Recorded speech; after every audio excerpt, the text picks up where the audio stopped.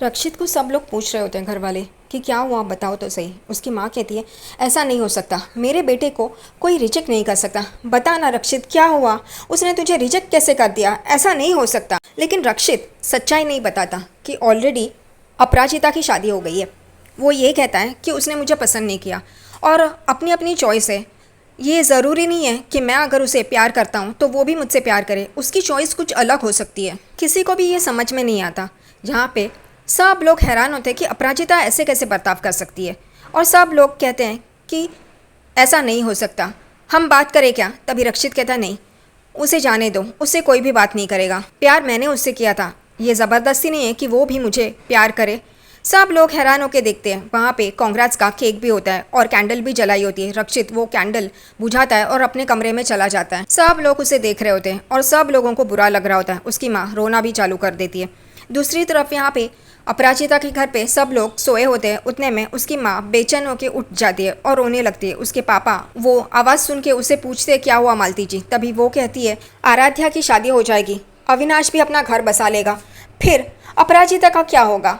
हम आज है तो उसका ख्याल रख सकते हैं, उसके लिए है, लेकिन अगर हम नहीं रहे तो उसके लिए कौन सोचेगा, उसके साथ कौन होगा। इस बात से मुझे परेशानी हो रही है, वो अपनी ज़िंदगी कैसे गुजारेगी। उसके पापा कहते हैं फ़िक्र मत करो, हम है ना, हम सोचेंगे, तुम फिक्र मत करो, सो जाओ। और ये अपराजिता सुन लेती है और वो मन में ही कहती है माफ़ करना माँ, मुझे ये बता के आप लोगों को परेशान नहीं करना था।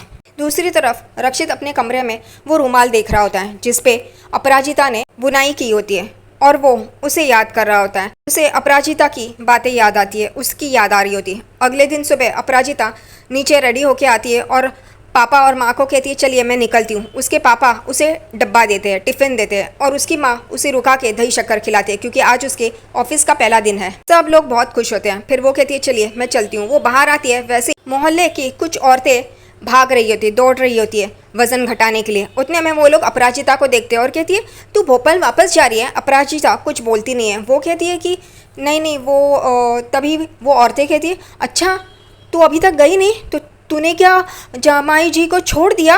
हाँ। उतने में उसकी माँ अपराजिता की उसको चार्जर देने आती है क्योंकि वो चार्जर भूल गई है। तभी फिर उसकी माँ कहती है ऐसा नहीं है।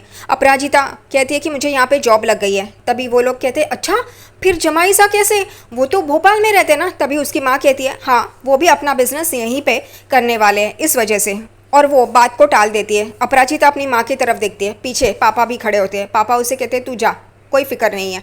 और फिर अपराजिता वहाँ से चली जाती है। अपराजिता की माँ इन लोगों को बोलती है आप लोगों को भागना नहीं है, भागिए। वो कहते हैं हाँ हाँ। दूसरी तरफ यहाँ पे सुबह ब्रेकफास्ट करने के लिए रक्षित डाइनिंग रूम में आ रहा होता है और वो कह रहा होता है कि ये मैंने क्या कर दिया, जिसका चेहरा नहीं देखना है उसे रोज़ देखना पड़ेगा, उसे जॉब दे दी मैंने, ये क्या बेवकूफ़ी कर दी है। उतने में वो डाइनिंग टेबल के पास आता है और बैठ जाता है। यहाँ पे उसकी माँ, भाई, पिता, ये सब लोग वहाँ पे होते हैं और उसको देख रहे होते हैं। रक्षित की माँ शुरू हो जाती है कि मुझे लगा नहीं था अपराजिता ऐसी लड़की निकलेगी, उसने तुझे ना कहा मेरा बेटा तो हीरा है हीरा, और उसने ना कहा वो ही सही नहीं है लड़की। फिर उसका भाई विवान कहता है माते ने ऐसा, सॉरी माते नहीं, वो लड़की उसने ऐसा किया, मुझे लगा नहीं था वो ऐसा करेंगी। फिर उसका बड़ा भाई जो मोहित वो है, वो कहता है कि उसने तो उसका फ़ायदा उठा लिया, अब तो वो कंपटीशन जीत गई, उसका फ़ायदा ख़त्म हो गया, अब वो क्यों देखेगी, उसको ज़रूरत ही क्या है। और रक्षित ये सारी बातें सुन रहा होता है। लेकिन छोटी रेवा वो भी वहाँ पे होती है। वो कहती है कि एंजल आंटी ऐसे नहीं है, वो बहुत अच्छी है।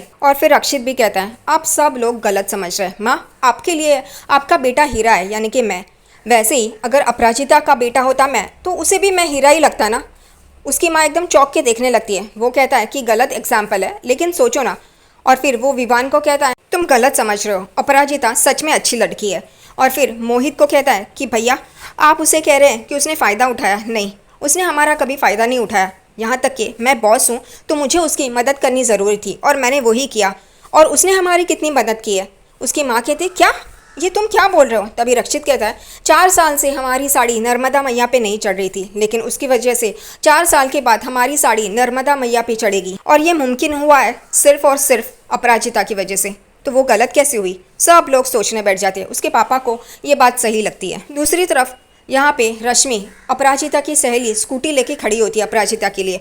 अपराजिता का मुंह देख के वो कहती है क्या हुआ तुम्हें, तुम्हारा मुंह क्यों लटका हुआ है, अपराजिता कहती है कि कुछ नहीं, मेरी वजह से, मेरे ये फैसले की वजह से घर पे सब लोगों को परेशानी होने वाली है। रश्मि उसे समझाती है कि तू फिक्र मत कर, सब कुछ ठीक हो जाएगा। लेकिन अपराजिता कहती है नहीं ललित, वो तो चला गया है, उसे सब लोगों ने भेज दिया है, लेकिन उसकी माँ, मैं जानती हूँ वो कैसी है, वो चुप नहीं बैठेगी, वो दोनों जन कुछ ना कुछ ज़रूर करेंगे। दूसरी तरफ ललित की माँ उसे लल्लू लल्लू और उसके बाल खींच रही होती है कि कैसे वो अपराजिता और उसके फैमिली के सामने ये पिट के आ गया है, इसने कुछ भी नहीं किया। वो कहती है कि मैंने तुझे पहले ही कहा था, मुझे वो लड़की 25 लाख के साथ यहाँ चाहिए, और तू क्या घर जमाई बन के बैठ गया था और उनकी चाकरी कर रहा था नौकर बन के, ये सही नहीं है। वो कहता है माँ माँ मैं क्या करता हूँ, और माँ छोड़ो ना। वो कहती है नहीं, अब तो उस हीरो को उसकी औकात दिखानी ही होगी, और वो लोग उसके घर वाले वो क्या उसको बिठा के रखेंगे। जब 4 लोग आजू बाजू वाले जब पूछने लगेंगे ना, तब उनको पता चल जाएगा। यहाँ पे उसकी माँ ललित की कहती है उनके घर की एक कमज़ोर कड़ी ढूंढ। वो कहता है क्या? वो कहती है उसकी माँ सबसे कमज़ोर कड़ी उसकी माँ है, उसे अपने झांसे में ले ताकि वो अपनी बेटी और 25 लाख डोली में बिठा के हमारी तरफ रवाना कर दे। यहाँ पे ललित अपनी माँ को देखने लगता है, उसकी माँ ने क्या आइडिया निकाला है सच में। यहाँ पे रश्मि कहती है तेरे परिवार वाले ने तुझे कैसे प्रोटेक्ट किया था तुझे पता है ना, तो इस बार भी वो लोग तुझे प्रोटेक्ट करेंगे। यहाँ पे अपराजिता कश्मकश में होती है। फिर रश्मि कहती है आज तेरा पहला दिन है ऑफिस का, लेट हो जाएगी चल, और वो दोनों जन वहाँ से चले जाते। अपराजिता ऑफिस में आती है तो सहमी हुई होती है, सब लोगों को हाय हेलो करती है। और फिर ऑफिस का पहला दिन है, जैसे मंदिर में हम पैर पड़ते हैं वैसे वो पड़ती है, वो सिक्योरिटी वाले को नमस्ते कहती है और वो अंदर आती है। अंदर आती है तो देखती है यहाँ पे ये ईरा सबको डांट रही होती है कि ये क्या डिज़ाइन है और ये क्या कलर कॉम्बिनेशन है, और वो फाड़ के वो पेपर्स फेंक देती है। और ये सब कुछ अपराजिता देख रही हो। ईरा अपराजिता को देखती है और कहती है तुम यहाँ पे? वो कहती है हाँ वो मैं। उतने में दुबे आते हैं और कहते हैं ईरा मैम इनका आज पहला दिन है, ये आज से हमारे ऑफिस को ज्वाइन करी है। यहाँ पे ईरा एकदम भड़क जाती है कि उसे तो कुछ पता नहीं है, लेकिन दुबे जी कहते हैं कि रक्षित सर ने कहा है। यहाँ पे ईरा मन में कहती है इसे रक्षित ने ऑफिस में जॉब भी दे दी, मुझे लगा कंपटीशन खत्म तो ये भी हमारी ज़िंदगी से चली जाएगी। वो कहती है तुम लेट हो गई पहले दिन में। वो कहती है हाँ, वो अपराजिता बोल ही रही होती है, लेकिन फिर वो कहती है एनीवेज, और वो वहाँ से चली जाती है। दुबे जी अपराजिता को उसका डेस्क दिखाते हैं। अपराजिता खुशी खुशी अपने डेस्क पे जाके बैठती है और देखती है तो उस टेबल पे डेस्क पे उसके नाम का बोर्ड रहता है, आई कार्ड रहता है जो वो गले से लगाती है, क्योंकि अपराजिता शर्मा ये आई कार्ड होता है। वो ये सब कुछ ईरा देख रही होती है दूर खड़े रह के, और कहती है अब से तुम्हें मैं इतना परेशान करूंगी कि तुम्हारा जीना हराम कर दूंगी। और फिर अपराजिता वो आई कार्ड अपने गले में डालती है और उसे वो याद आता है कि उसने अपने गले से वो मंगलसूत्र निकाला था, और ये आई कार्ड अब वो अपने गले में डालती है। फिर वो अपना डेस्क सजाती है, गणपति बापा को सामने रखती है, प्रणाम करती है। उतने में रक्षित और उसका भाई विवान वहाँ पे आ जाते हैं, और रक्षित की नज़र अपराजिता पे पड़ती है। रक्षित कहाँ देख रहा है इसलिए विवान भी देखता है और कहता है भाई आपने इन्हें यहाँ पे जॉब दिया है? वो कहता है हाँ मैंने इसको जॉब दिया है। वो कहता है क्यों?